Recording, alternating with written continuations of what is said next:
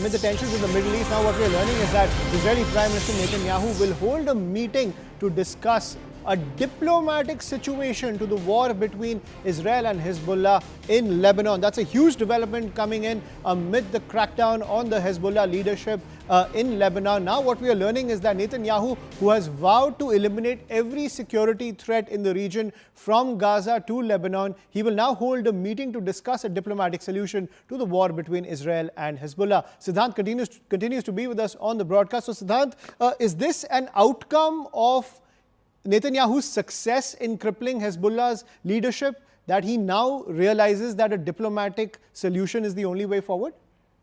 Well, look, there are multiple factors to it, Ayushman, and that is how I look at this development. One is that the political stocks of Netanyahu is all-time high because he's got Israel's most wanted eliminated in just 3 months, from Hania to Nasrallah to Yahya Sinwar. And the second is the pressure from the United States. Now, United States Secretary Blinken told Prime Minister Netanyahu very clearly that, look, you have achieved your targets. Now it's time to take a step forward for the ceasefire. Now, since Biden administration has put in all the resources and energy in getting the ceasefire, so we are looking at a possibility of a short-term ceasefire. Now, what's going to be the condition for that? The condition for that is going to be, and that is what America is proposing to Israel, that there would be the return of the civilians to the border areas, both in Lebanon and in Israel. There would also be the release of the hostages.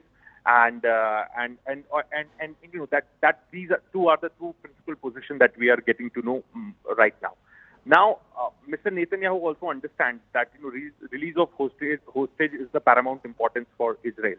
So if that gets done, and maybe perhaps through pressure on Qatar and Middle Eastern players, if that can be done, so it would be a full victory for Netanyahu. And there would be in domestic politics, he would be, his political stocks will go up. So, realizing that, it looks like that now Israel has finally, moving forward as far as achieving short-term ceasefire in the Middle East is concerned. But this is all happening because of the United States, pressure on Israel, because they have been saying it from a long time.